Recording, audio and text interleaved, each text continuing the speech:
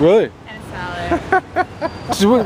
Because when I filmed you earlier, you were doing you're doing a number of things, but you also had notvogue.com. Right. Now, can we talk about it? Yeah, let's talk about Yeah, it. what's So, not Vogue. Well, it's reached a level of saturation that it now has 13,000 unique readers, global, and they've read 75,000 individual pages of posts. So the brand is established. okay? And For people who don't know, what was the impetus for launching? I mean, literally, it was just reading this interview with the former editor-in-chief of Paris Vogue, Corinne Reutfeld, in the fall of 2010, and a journalist asked her a very kind of simple, direct question, which was, how do you decide who gets into Vogue? And her answer was, you're Vogue or you're not Vogue. So I thought, yeah, 1,000 people in the world are Vogue, and 7 billion people on the planet are not Vogue. Whoa, yeah. So I'm more interested in 7 billion people and how they're moving through their individual lifetimes than those 1,000. Because those 1,000 are pretty much living, you know, metaphorically in a birdcage. They're pampered pets, whether of corporations or their family heritages, or you know, a little luck. You know, someone thought they were pretty, or you know, something like that. And, what kind of feedback have you gotten? It's kind of interesting. Of the somewhat 13,000 people, I would say I've had, I don't even think 5. I think 5 people have emailed me and said, don't send it to me anymore, out of 13,000, okay? Whoa. And then I have about 20 people that email me and go, this is the most amazing thing I've ever read in my life. You know, I'm thinking the same thoughts. And then there's basically, you know, that's only about 25 people. So basically 13,000 people are reading it.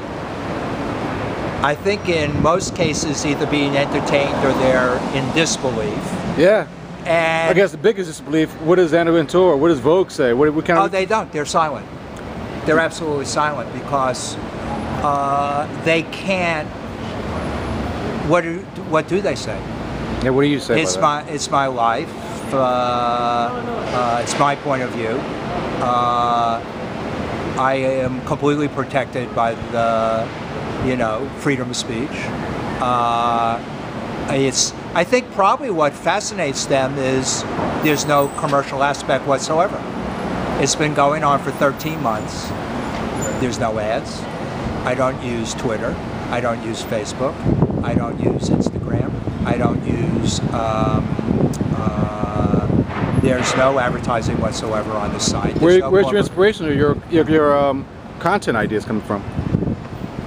Mostly it's accumulation of the last like 30, 40 years of me being in the world, and then something triggers something, I'll read something or hear something or someone will say something to me, and then it just gets triggered. How is this like an extension of Stephen Mark Klein? How's it an extension of me? Yeah. Well, you know, because for those who don't know, really you're architect, brand. Yeah, it really is an extension of me. It's an extension of Steve Oakland, who he gets quoted a lot on the website, and it's who's Steve Oakland for? That's you know he's a very private guy. Gotcha. He doesn't want to be known. Yeah. So is it Vogue or is it Vogue? Is it Vogue and others? Is it Vanity Fair and others? Well, again, for a second I did own NotVanityFair.com, and I still do own NotWWD.com, but they don't make any point. There's I mean, Vogue is a global word. Yeah. It's a globally understood point of view, it reaches across all age groups and all demographics and all nationalities. Yeah. I think currently there are 18 separate international editions of Vogue every month. And now 19. So that's well, it's not 19. The stepbrother. Evil twin. You know, they really, I think they thought I would stop, or whoever they think is doing it would stop. A few people know I'm doing it, and I think they've been pretty good about not really telling anyone else I'm doing it. Yeah. And it almost doesn't matter at this point. I think I pretty much established that it's not Stephen Klein, the photographer, which I never was trying to use his, you know, image or credibility. Because your name always gets confused sometimes, right? It used to be. It used to be. I don't think really anymore. A decade ago, it really did. So actually, Steve, I was curious. What insight would you share with people about what you've learned about having a blog, having an online space? Because you're doing it. Well, again, because this is not commercial, but there's no commercial goal, and I think most people are trying to figure out how to make money from their blogs. Yeah. Especially in the life and style categories. There's no feedback mechanism. You can't, you know, there's just no feedback. It's just straight up, here it is. So it's just like your love, your hobby, just your something that you're just going to grow with, something to grow with you? I just think there is a great need in a culture that's so saturated by commercialism. There actually has to be a couple of moments in the culture that steps outside of it all, whether you're commenting on politics or you're commenting on social issues or you're commenting on anything, you know, that just really is pure opinion. What happened to pure opinion? So what's your thoughts now after doing this on Anna Wintour and Vogue? I mean, well, again, I don't really have any particular personal thoughts about them. To me, they're all just kind of elements of a system that's perceived as a reality by hundreds of millions of people all over the earth, and it really is, you know, it's one of these classic simulacra. They're in the Matrix. And I'm, you know, metaphorically, you know, I've been unplugged from the Matrix. You know, I'm not going to say I'm Neo, you know, but I am one of, you know, the Zion citizens, and maybe I'm the, you know, the publicist for Zion, if they had a publicist, and you know, or the speechwriter, you know, and I just have a very different feel for kind of personal opinion, personal individuality, personal, it shows.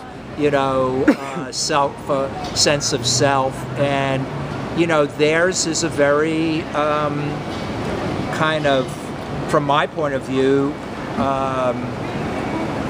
antiquated. Can you see yourself having a printed version? Nah, there's no point to it.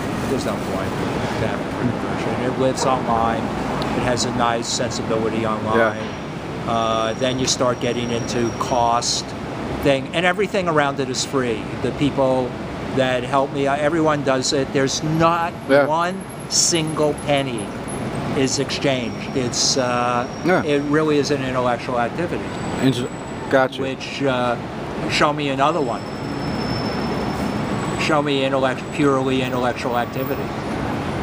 Yeah, you're right. You know, I mean, the thing is, now we're getting into another subject. Well, how does it support itself? Well, in essence, everyone does something else to support themselves. And that's kind of like, I guess, the formula for these things. You do one thing. It's pretty interesting.